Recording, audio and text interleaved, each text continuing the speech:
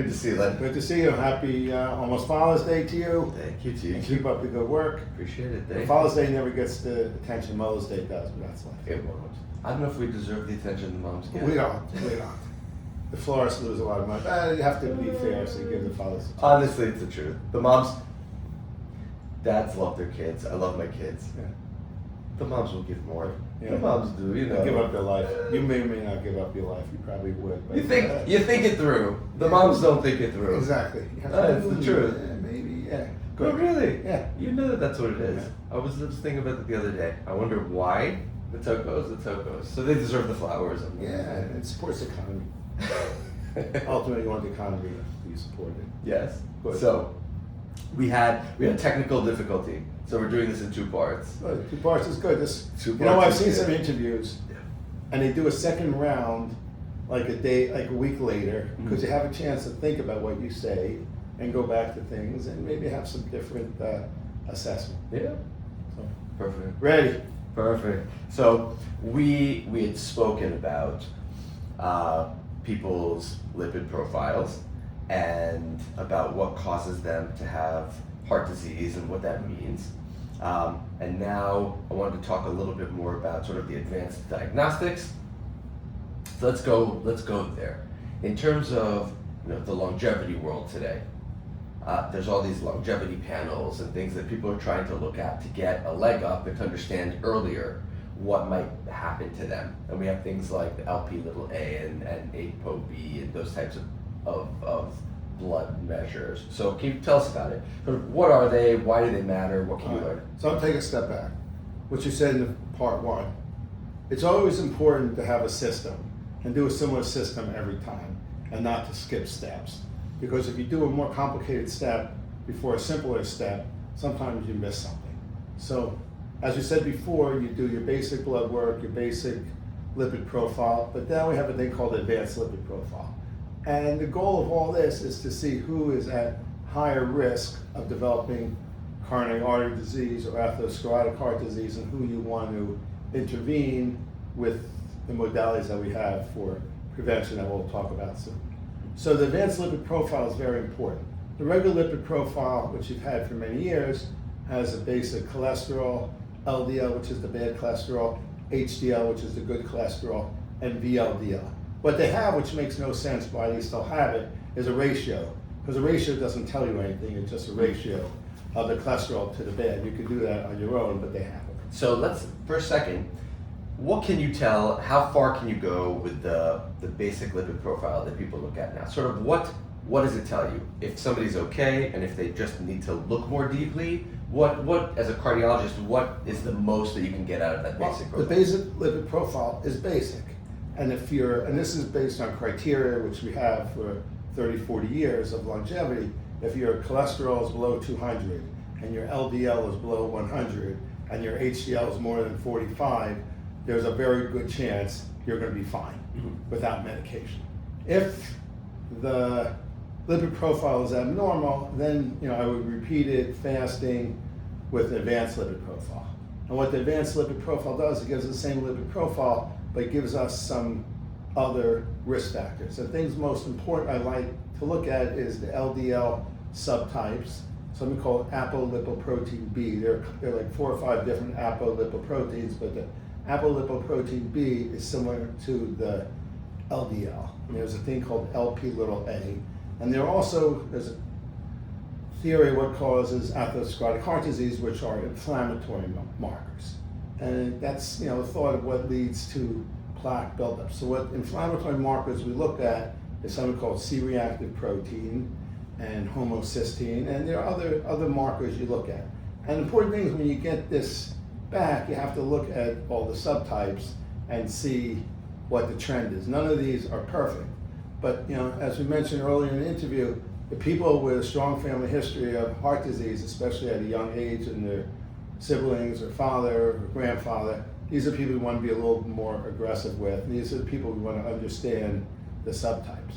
But once we get that back, I would take it to the next level. And the calcium score is really a screening test everyone should have done. At this point, it's not paid for, and people have to pay it out of their pocket, but it costs between $80 and $100, and it's well worth it. Now, if the lower the calcium score, the better. It goes between 0 and 1500. But if it's not a 0, there's a problem. And what's tricky about this, especially in women, some women have a 0 score, but about 15% of people can have coronary artery disease, because there's two kinds of plaques we look at. We look at hard plaque and soft plaque. So this study, which would be the CAT scan angiogram or the calcium score, looks at hard plaque, but it doesn't pick up soft plaque. So you could have a score of 0 and really have soft plaque. And actually the soft plaque is more dangerous than the hard plaque. Hard plaque is like concrete, it sticks in the wall, and once you stabilize it, doesn't move. Soft plaque can do what we call embolization. It can go and cause a heart attack. So before you tell someone you're fine, not to worry about it, you have to have a more detailed evaluation, and then based on evaluation, you have to decide if they need medications or not. Got it. So what's next? What does it lead into? So the important thing is you have to risk stratify someone low, medium, or high risk. If someone is low risk, you can reassure them that they're fine. And the other question I always ask people, are you having any symptoms? So most people don't just have a heart attack one day out of the blue, usually have symptoms. Symptoms can be typical symptoms or atypical symptoms. The typical symptoms are called angina, which was described hundreds of years ago, like chest pressure, tightness, radiation to the left arm, radiation to the jaw, occurring with exertion, relieved by rest. That is called classic angina. And are they more male symptoms, female symptoms, or does it make a difference? Usually more male symptoms, but it's just a symptom. But some people have atypical symptoms, which we call heartburn. I always like the term heartburn, because you think it's gastric and reflux, but it has the word heart in it. And sometimes they're atypical symptoms. So you can't tell someone to take their Pepsid and watch the acid and your heart is fine. You have to put all this together. But the presence of symptoms are very important. And obviously this is also important. If you have, let's say, a lot of cardiac risk factors and you're asymptomatic, you don't need to do an angiogram right away. Okay. So what have you seen that people think might be a symptom that isn't? What have you seen that is a symptom that people ignore? Well, some people are in denial. Most people know their body.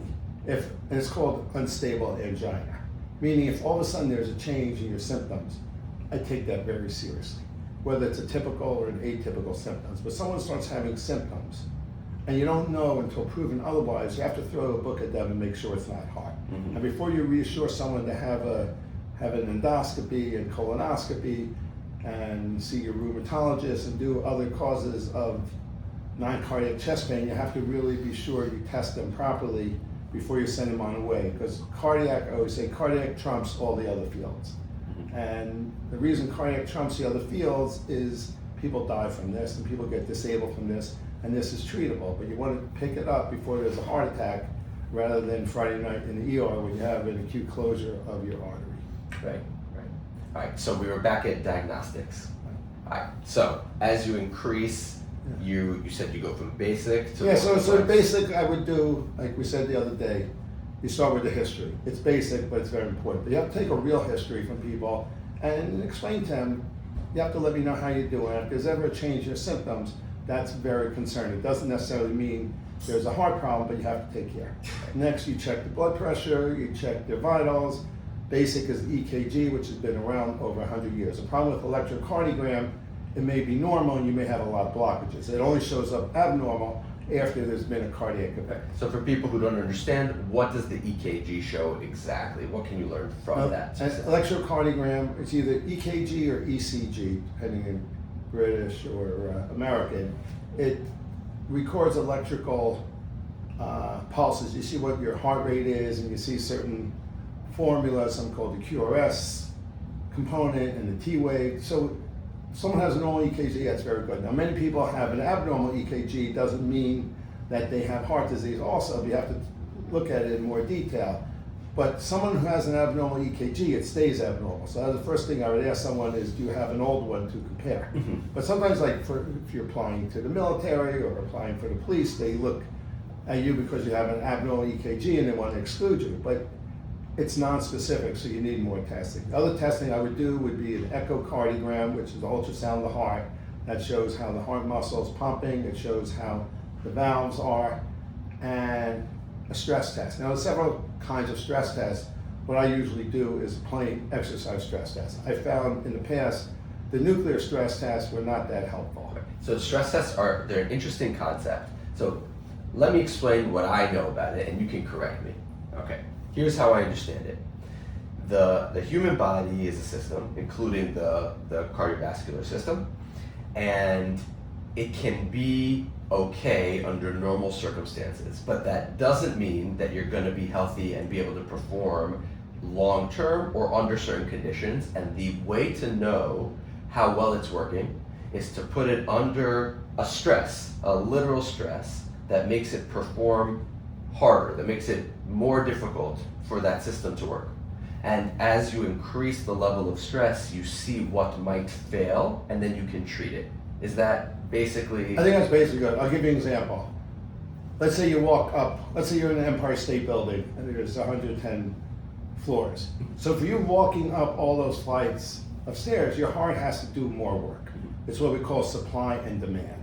Supply is how much, like economics, but it's the same idea.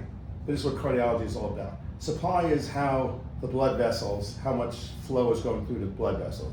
Demand is how hard you're working. Like when you exercise, if you turn up the resistance on your bike or on a treadmill, you're going to be working much harder and your heart rate's going to go up. The reason your heart rate goes up and the blood pressure goes up, that helps what we call cardiac output. That helps you achieve your goal. So you're working much harder. The problem with the stress test, it's not a perfect test. Now there's two concepts very important to understand. One is called false positive, one is called false negative. This is what's called sensitivity and specificity.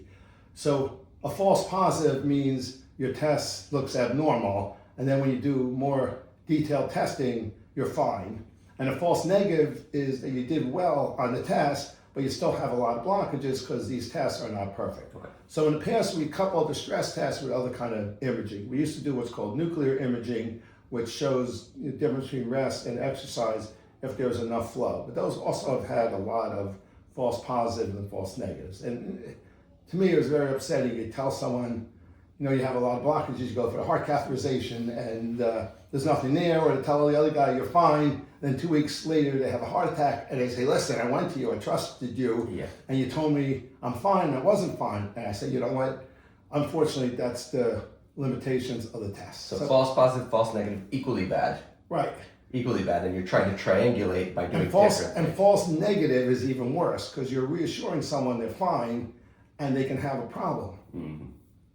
And you say you're fine, go home, see your gastro guy, take your Pepsi, and you're fine. You know, you have to be sure. So therefore, we have more detailed testing.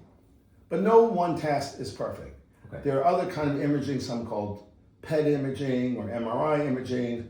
But I personally recommend the plain exercise stress test with the CTA, which means CT angiogram, which is, it's done with contrast, but it's a relatively non-invasive test, as opposed to a heart catheterization that you have to go into the hospital and they inject dye.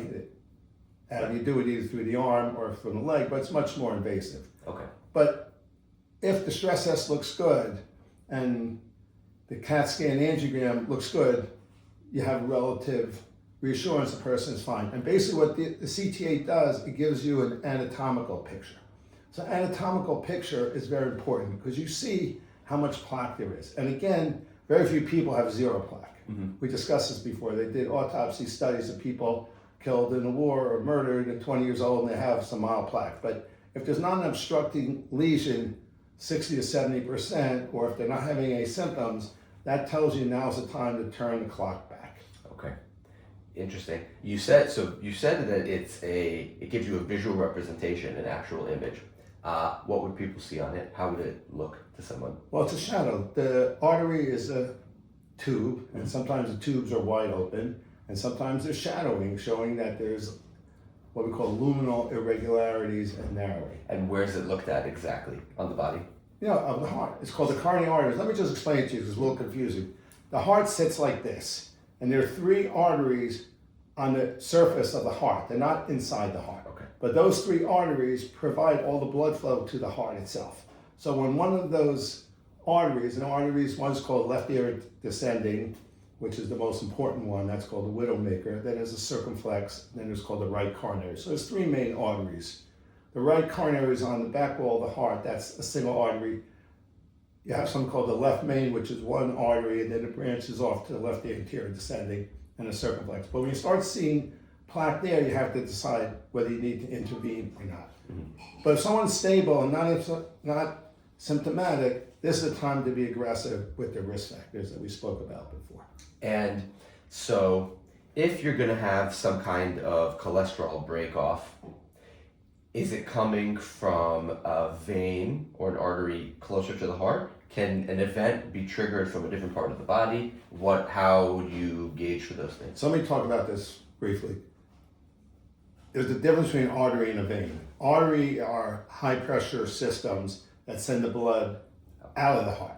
Veins come in. So the blood that's deoxygenated comes back through the right side of the heart, goes to the lung, and then gets oxygenated. So veins don't usually cause significant blockages to the heart, but they can cause clots, called deep vein thrombosis, other things. But with the arteries, this is where it's all, and it's a lot of wear and tear. If you think about the heart is beating 60, 70, 80 times a minute, per hour, per day, per week, per month, per year. So it's a lot of movement of the heart. And you want to make sure that the arteries are stable. Once they start building up, some of it is genetic, some of it is diabetes, some is hypertension, some is lipid.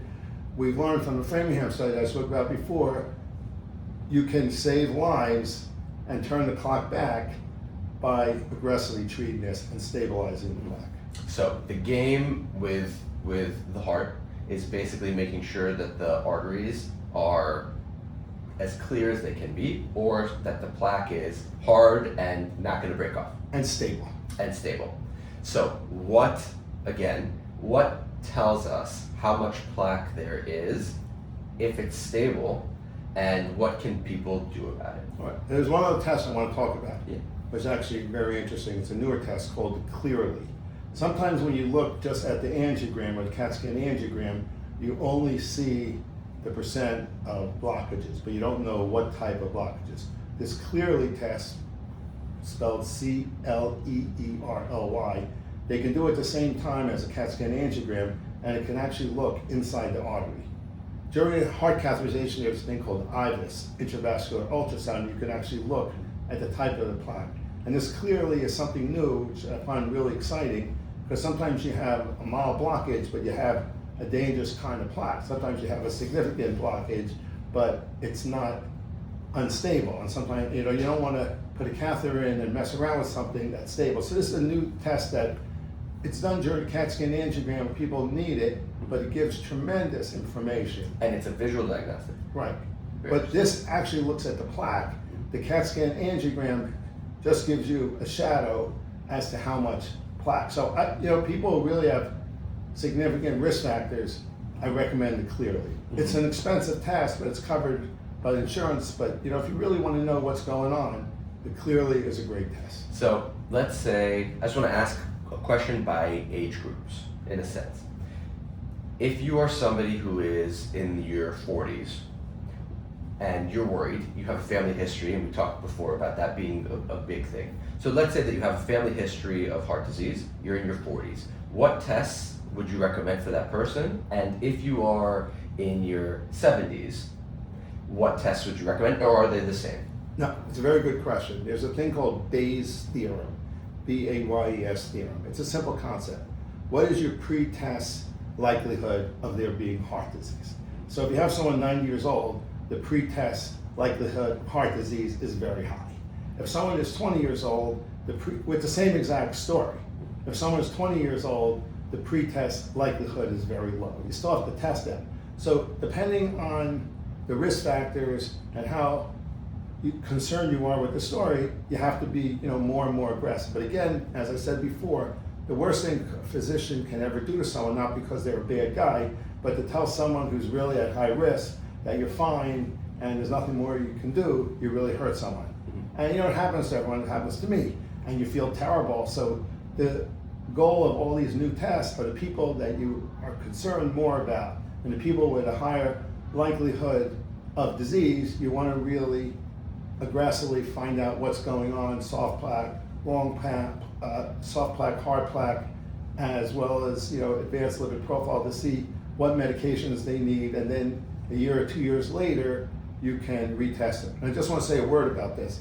Most people think there can be regression of heart disease. In real life, unless you're on the Dean Ornish Mediterranean diet or something that the other dietitians and people will speak about, it's very hard to get regression. But if the plaque stays stable and doesn't get worse, and your LDL, the bad cholesterol, gets lower, and people stop smoking, if they're smoking, and you check their blood pressure and they exercise and they get sunlight and they get sleep and they get all the factors that we speak about, you're going to stabilize the plaque. And there's nothing wrong stabilizing the plaque. I can just tell you a personal story with me. I changed my life. Before I changed my life, I had about 40-50% plaque. And I did all the right things, and I took the right medicine, and I lowered my numbers perfect. And then I repeated the test 3 years later, and I was very disappointed because it wasn't improvement. And everyone I spoke to who's more knowledgeable than me said, Dr. Pianko, you were wrong. You shouldn't expect it to get better. I mean, people always want to see it get better, but staying the same is good. You just don't want to see it getting worse. Right. So what are the things that people can do to themselves to make it worse that they need to stop? Like in two buckets. Yeah. What should people stop immediately if they happen to be doing them? And what are things that people should start doing if they're not doing them?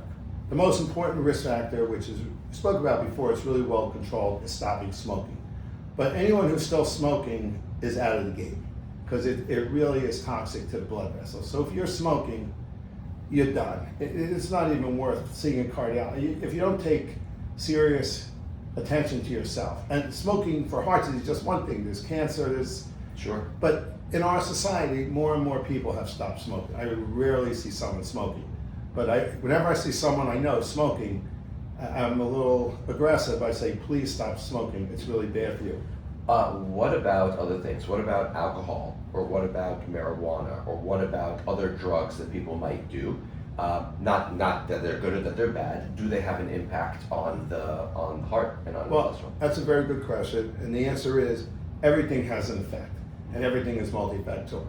So there's a whole discussion about alcohol. But as far as I'm concerned, moderation is most important, except for smoking. Smoking, you have to really stop. But if you enjoy one drink a day and it relaxes you and has a good effect on you, why not? Marijuana I happen to be against, even though most people think it's perfectly fine for you, and the vaping, most people think it's fine, but it's really not fine. And it's a gateway drug. It can get you, especially younger kids, into other things and can affect the heart and the lungs. So I'm very much against marijuana. And also, what was the other question? And are there other substances really, and behaviors that are going to be detrimental to your heart and to your cholesterol levels, just fundamentally? Well, I don't want to be a mean guy, but you have to have clean living. And if you have clean living, you have a better life. Mm-hmm. If you're having excesses, whether it's food, alcohol, women, gambling, it's all the same idea. It really has a bad effect on you. And you get away with it short term, but long term, you're not. So what are positive behaviors? And we'll get into deeper interventions. But in terms of behavior stuff, things that people, just that they want to know they're doing the right thing, what behaviors should they be doing? So we talked about they stop smoking, they moderate other things that may be bad for you. What should they begin doing if they're not already? It's very simple, and these are all non-medical. And before we get to the medical, you need to do the non-medical. So stopping smoking, absolutely. Exercise, very important, both cardiac as well as weights. And I found personally the weights very helpful. You have to do them the right way with someone who knows what they're doing, and not to overdo it and get injured. Yeah, if you're injured and you push yourself too hard, right, you're doing nothing, and there's nothing worse than that. Exactly. You have to take it easy. So, but the exercise, the right exercise is very important. It doesn't have to be every day. It could be every other day, every third day, both cardio as well as weights. And it's well worthwhile to get a coach or someone who knows what they're doing to show you how to do it so you don't get injured. Because if the brain wants to do something and the body doesn't want to do it, you have a problem. And all these go hand in hand. Next is proper nutrition and calories and watching your diet and eating the right things. Eating the right things, and again, you have to live, so you can't take everything away from everyone, but eating fresh fish, eating chicken, less red meat, watching the types of foods you eat, and I found very helpful not to eat late at night. Now, this is just for me, but a lot of people tell me, if you're not eating past 7 o'clock at night, you're gonna be okay. But to eat late at night, it just really messes up your system. And you could be dieting all day, and if you eat late at night, I personally think it's good to have a nice breakfast, a medium lunch, a small supper. And there's also a role for drinking enough fluid, which you should measure. You should be having 6-8 glasses a day. And I personally, which I learned from Ami, but other people, the protein shakes are very helpful. 1 or 2 protein shakes in between. And you have to get the calories in order to maintain your weight or lose the weight. But if you're starving all day, it's not gonna work. Right, so let's talk about weight. Being overweight is bad for your heart, correct? It's bad for everything. Why? Well, we spoke about this before. The body has to work harder. It's like you think about you're carrying a 50-pound bag on your back. So it's a lot of extra effort, and you don't feel healthy, and it can affect your blood pressure, and it can affect your sugar, and it can affect your lungs, and can affect your psyche. And I'm always fascinated. I see people living 80, 90, 100 years old.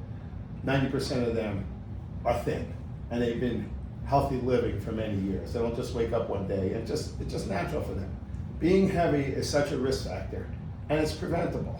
Yeah, is there evidence that there's let's put it this way. Are the negative effects of being overweight the fact that it strains the system regularly, or is there anything else specific to carrying extra weight or having extra fat in different places that also hurts the heart? Is it really the same story? It's a combination. We spoke about the first part, about insulin resistance. So sugar is very important, building up in all the cells, and this new system with glucagon-like drugs, and insulin resistance is very bad. Insulin resistance really affects the cells and affects the blood pressure and affects coronary artery disease. So there's so many things that are negative about the weight. And honestly, once you lose weight, you feel much better. You sleep better, you have more energy, and you have a cleaner living. Yeah. But you have to be careful. You have to eat properly. You always hear people about their intermittent fasting and not eating enough, and all these things are fads. And you need something that you can stick with and lose weight slowly and keep it off. Yeah, I think that's so important that people hear that. I think they're trying so hard to optimize and to follow a certain fad fundamentally, and if you can't do it all the time, what are you doing? The point is to keep yourself in a good working condition that you can function. It's a short-term benefit, and then you have a rebound. Yeah. And when you have a rebound, it's even worse. Yeah. Because the brain, let me just say about weight, the brain, the hypothalamus, gets set at a certain weight level. So when you change it, you're doing something for the positive. But if you don't maintain it and you don't have good respect for yourself and a good system, it's going to rebound, and you're going to gain weight, and you're going to get discouraged, and you're going to say it's not worth it, and be worse than when you started. So we did talk about insulin resistance. Let's cover it again. I want to make sure that people are completely clear on it. There is, like you've said before, a direct relationship between insulin resistance and being diabetic and your heart and how your heart works. Can you explain that to us? Well, again, there's a microvascular. We spoke about the blood vessels, which are tubes, but there's a certain activity between the LDL cholesterol and glucose and the metabolism, and having high sugar and having insulin resistance and having a high hemoglobin A1C, which is the long term for the sugar, that has a toxic effect on the coronary artery disease. And you can change your plaque from stable plaque to unstable plaque.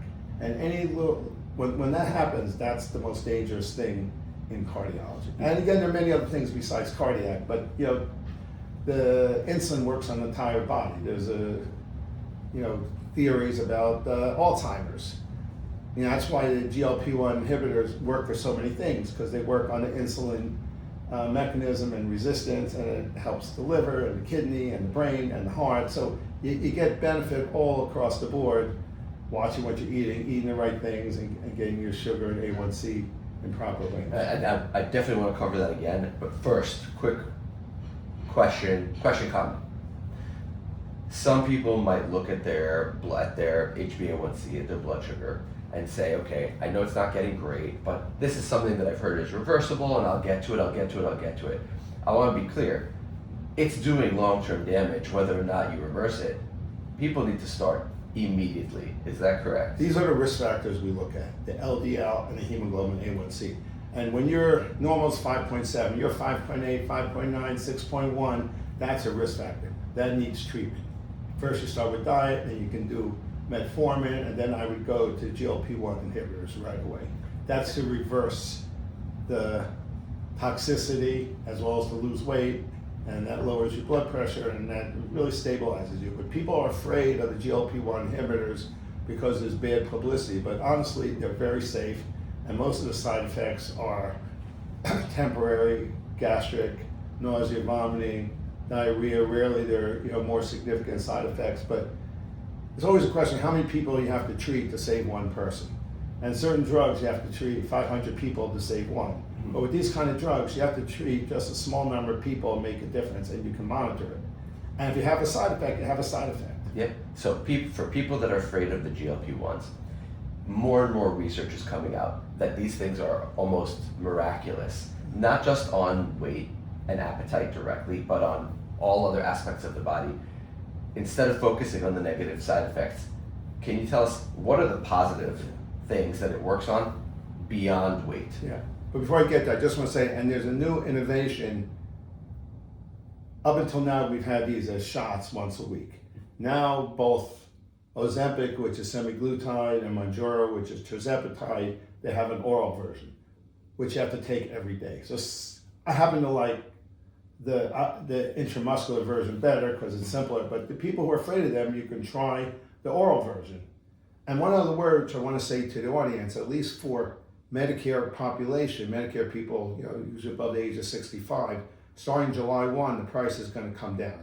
The biggest side effect of them was that they were very expensive and usually not covered. And if you're paying $1,000 a month, people may not do it. Mm-hmm. But now for Medicare people, it's going to go down to like $100, and you're going to see an explosion. And a new GLP-1 is supposed to come out with a triple mechanism in a few months. So this is something that's here. This is something that's changed our society because we had an epidemic of obesity in America and the West, probably about 40-50%.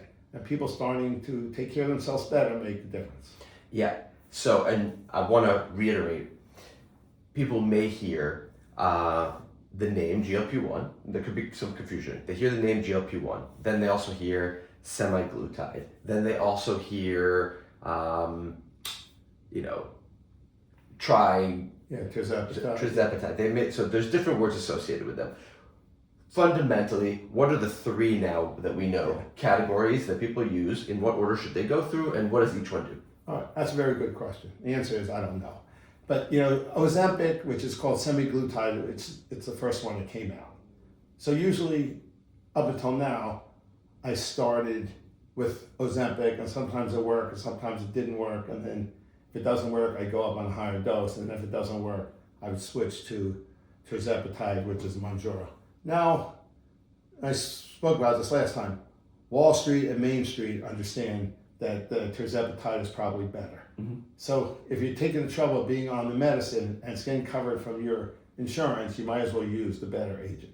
Mm-hmm. Now, when this newer agent, also coming from Lilly, tirzepatide comes from Lilly, comes out, it may even be a much stronger and a better. But just a word of caution, because these are already out in compounding. I wouldn't use a medicine that hasn't been approved yet, because you just don't know what you're getting. And the problem with the compounding, you still don't know what you can get. But it's possible to get Ozempic and Mounjaro for under $500 from the company, and you get the real stuff. Mm-hmm. And you don't want to put something into your body that you don't know is legit. You don't know who's making it and what they're putting it in. And for the retatrutide, what are we hearing about that? Well, it's supposed to be really exciting. Again, this is a triple mechanism. Ozempic has, on one receptor, tirzepatide is a double receptor. This has a triple receptor, and it's been used in populations of morbid obesity and people who are doing bariatric surgery, and it's basically putting bariatric surgery out of business.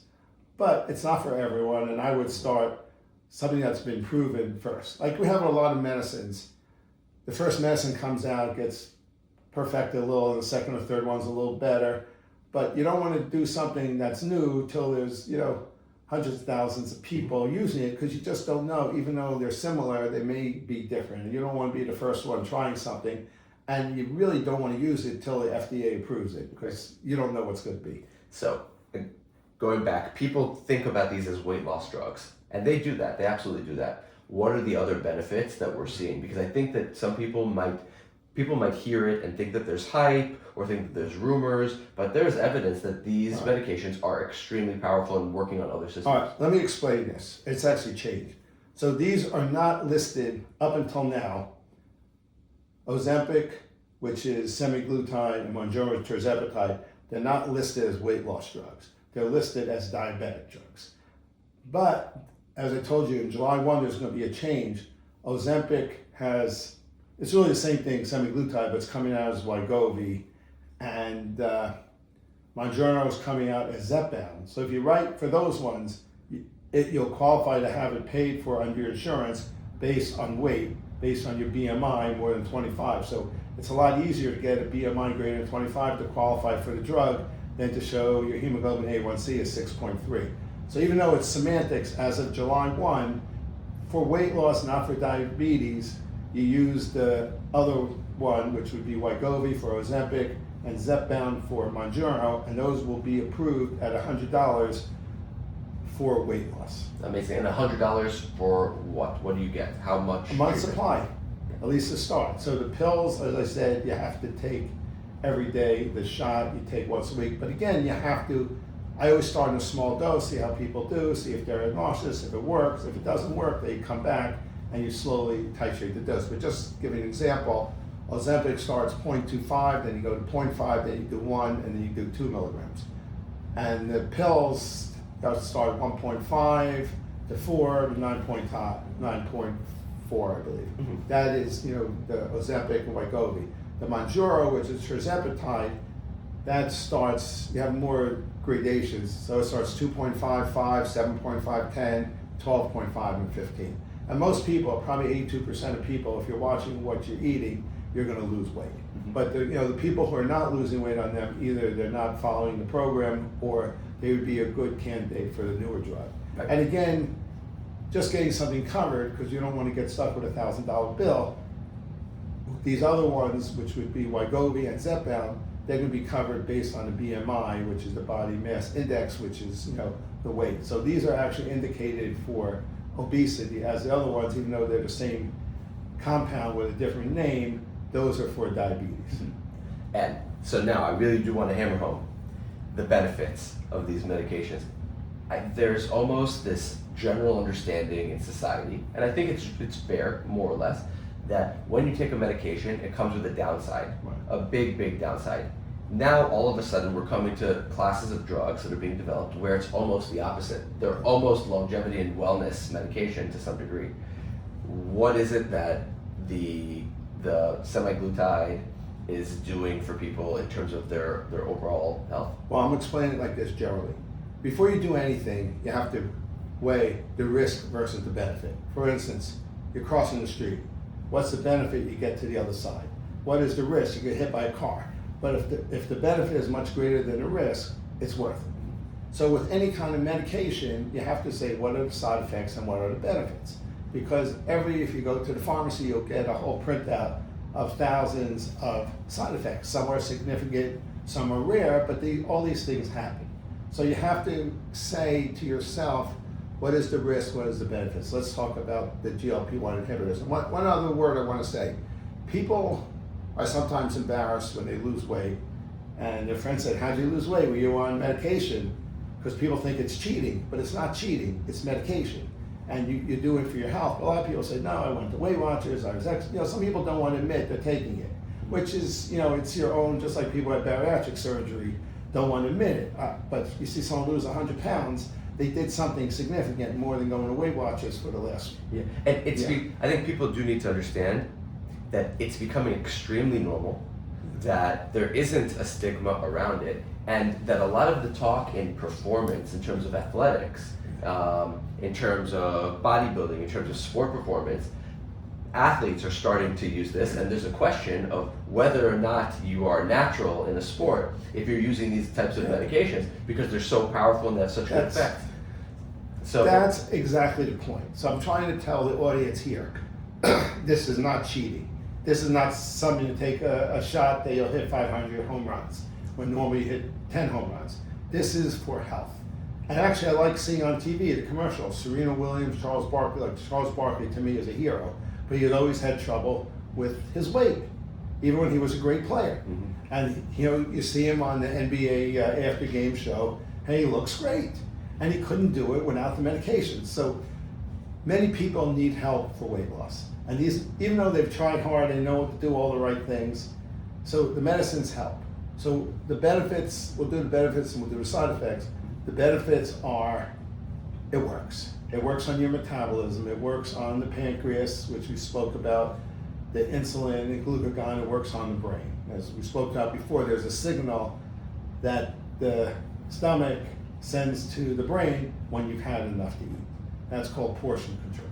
Mm-hmm. And most people with obesity have a bad portion control. They can eat an entire pizza, they can eat 2 pizzas and still be hungry. But eventually you get sick. So by taking these medicine, this works on your metabolism, helps you break down the sugar better, but also works on the brain for satiety or early satiety, meaning you had enough. Mm-hmm. And I could just say personally, I took these medicine, I couldn't believe it. I'd order, let's say, a sushi, I'd have like 3-4 pieces, and I had enough. And every restaurant will tell you they're losing business because couples go, and people go and they share a meal. And the important thing is you can eat what you like, but it's the portion control. Mm-hmm. And they have a little dessert and they leave it over, and the bill is cut in half, and it really works. So cutting down your calories and your portion control and having early satiety helps, and then you start doing all the other things.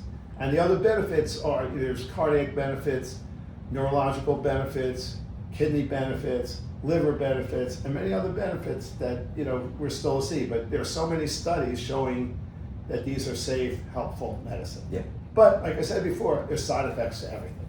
And the main side effect, which I tell people, are gastro, nausea, abdominal pain, constipation, change your bowels. So most people can live with this. Some people, you can give them medicine called Zofran for nauseousness. You can try to get them through or take it a little less often, but it's worth fighting through the GI symptoms. Yeah. Now, rarely people develop acute gallbladder disease and need to have the gallbladder taken out. But a month after the gallbladder's out, they call you and say, can I start the medicine? Now, there's another side effect I just want to talk about, which is really a theoretical one. Before you have any surgery, you have to stop the GLP-1s for like 2 weeks, and you have to tell your surgeon that you're taking these. Not that it really causes a problem, but they're afraid it can affect the anesthesia. Now, there's another side effect, which is like plus minus, but I've seen a couple of people, but there's a whole controversy whether it can cause some eye problems. So most people think it doesn't cause like strokes in the eye. If you have a stroke in your eye, it's from your own risk factors, not from the medicine. In fact, the medicine's helping, but there are some ophthalmological symptoms. But whatever medicine you're taking, if all of a sudden you feel bad or you have something new and it's concerning, I would stop the medicine and speak to the physician. Right. I remember early on, there was a lot of discussion about GLP-1s affecting muscle mass and bone density and these kinds of things. Now, again, correct me if I'm wrong, I think that what we've found is those are just the things that happen when somebody loses weight very quickly. That's exactly the point. And that's why we spoke about before with the exercise and weight. You're losing fat, but you're losing muscle. And these can be measured. I measured them on myself. It's like very amazing. And for women, some men, but mainly women, can affect bone density. I mean, this is a good thing that the medicine is working, but you have to take steps to counteract that. And people have to take those steps actively, especially when they're on the medication. But if you're not doing the exercise and you're not doing the weights, it's going to happen to you. Yeah. You're not going to magically build up muscle when you're breaking down muscle, because you break down fat, you break down muscle. Exactly. They have to eat well, they have to eat protein, they have to strength train. Exactly, but it's not a side effect, it's how the medicine works. Yes. And you're doing well. Yes, exactly. All right. So this was great on the GLP-1. I do want to cover one thing that we spoke about before. So somebody who is at high risk of heart disease, and they're already, we know that they're going down the wrong path. What is the medical intervention that they should take, and what are the risks and side effects of that? There's one simple medical intervention which I want to end with. Everyone needs an advocate, whether it's your wife, whether it's your child, whether it's your physician, whether it's your knowledgeable friend. There are a lot of know-it-alls, but you need a person who's going to be your advocate and tell you need to take care of yourself better, and this is what you need to do. But people who are at high risk eventually get sick. Not everyone, but coronary artery disease or atherosclerotic heart disease happens over time, 10, 20, 30 years ago. 10, 20, over 30 years. But doing an intervention when you're 40 or 50, not a angiographic intervention, but a lifestyle intervention, makes a tremendous difference. But you have to be patient. And most people think it's not going to happen to them, but it's going to happen to them. Just like if you smoke cigarettes, you could develop lung cancer. Not everyone gets it, but many people do it. And when they get lung cancer, they say, why didn't I listen? I had it with so many people, because I'm always bothering people to stop smoking, and then they get lung cancer or heart disease, and I say, but it's the job of the advocate and the healthcare team to present the information properly to the patient, especially someone at high risk, so they understand. And if it's not explained to them properly, it's not going to happen. And unfortunately, we spoke about this before. You asked me, do you have to see a cardiologist? The answer is no. You have to see someone who cares and is intelligent and wants to work on prevention. And this is what we really believe in. And I know it can make a tremendous difference. And we're doing some clinical studies on this and just have to watch people for a long time. But it's very exciting. And it happened already in the 1960s, 1970s in America and the Western world. And we could do it more because we have better medicines, a better diagnostic, a better intervention. But you have to believe in it, and you have to be encouraged by people around you, not people discouraging you, say you're fine, nothing will happen to you. Because it will happen to you. Yeah. Lenny, thank you. I hope I'm able to help people and give you strength. You are. Thank you very much.